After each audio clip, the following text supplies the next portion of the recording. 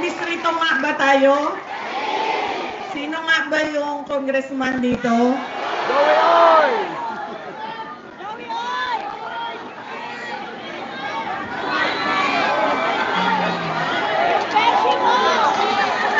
Abante, Ligdaer! Alam nyo, kagabi, nandun ako sa kabilang distrito. Hindi ko alam anong number ng distrito na yon. 3.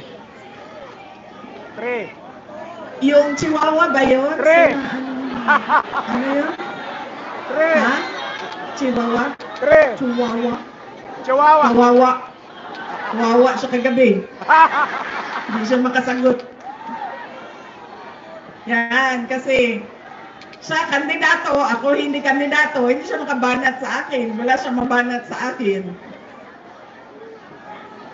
Sigurado.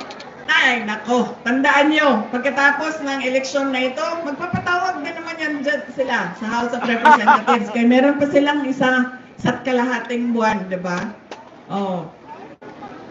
Patawag na naman kami, papakulong na naman kami, papaiyakin na naman yung mga kasamahan ko. Sigurado na ako. Di ba? Hindi ko na alam kung ano ba talaga ang plano ng administrasyon na ito para sa bayan. Dahil wala naman tayong nakikitang pagbabago. Ang lagi lang nilang ginagawa, hinahabol si Inday Sara. No? Gusto nila burahin si Inday Sara. Sinubukan nila, nag-investigate sila sa loob ng House of Representatives. Walang nangyari. Natigil lang nang hindi mo alam bakit natigil. Tapos sasabihin nila, hindi makasagot. Pupunta kami. Kayo ang tumigil. Tawag niyo ulit kami. Magpahiring kayo ulit. In-impeach nila si Inday Sara. Nandiyan pa rin si Inday Sara. Sabi nila, nakawin na lang natin ang tatay ni Inday Sara. Kidnapin na lang natin. Pero nandito pa rin si Inday Sara.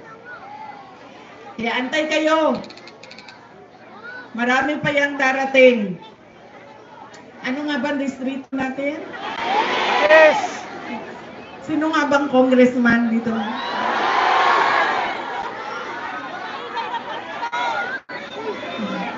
Kagabi, doon sa distrito ni Kawawa. Ano? Chihuahua? Chihuahua. Doon. Chihuahua. Nagmumura ako. Bakit? Kasi minura niya ako nang hindi niya ako kilala.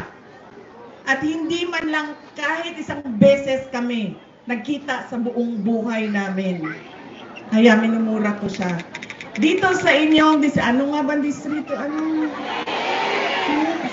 Sino nga bang natin? Congressman natin?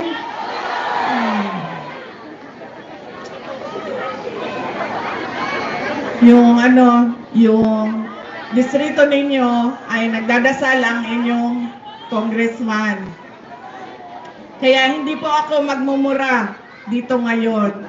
Gagamitan ko po kayo ng pagdarasal. Unahin na po natin, seryoso ito, mamaya na yung unahin na po natin ang pagdarasal para sa kaluluwa ni Pope Francis.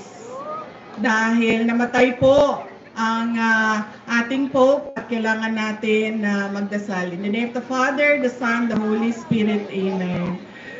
Lord, we pray for the eternal repose of the soul of our beloved Pope Francis. May you grant him eternal rest beside you, O Lord. Amen. In the name of the Father, the Son, the Holy Spirit. Amen. Di po ako magmumura. Dadasal po ako ngayong gabi. Alam nyo, dito sa atin sa Pilipinas, kapag nilabas mo ang dila mo, sa ibang kultura, pagpapakita ng malakas ka, matapang ka. Pero dito sa atin, pag nilabas mo ang dila mo, ano ibig sabihin yan? Nako, yan na, si Pastor Gila. Ha? Ay, nako, mga bata, anong tawag niyan? Walang respeto. Anong tawag niyan sa inyo? Belat, di ba? Dila yan sa... Dila. Di ba? Bakit? Ang mga bata ang gumagawa niyan eh. Bakit ginagawa yan ng bata? Di ba yung pang-aasar? At ano pa? Parang sinasabi ng bata, Be, sa'yo, nasa akin lahat, ikaw wala. Be, panalo ko, ikaw wala. Ganyan, sa kultura nating mga Pilipino. Nasaan na ang aking props? Kagabi may apple ako, ngayong gabi. Nasaan na? So, labas mo ang props ko. Hidila. Yan. Ayan na! Lamila!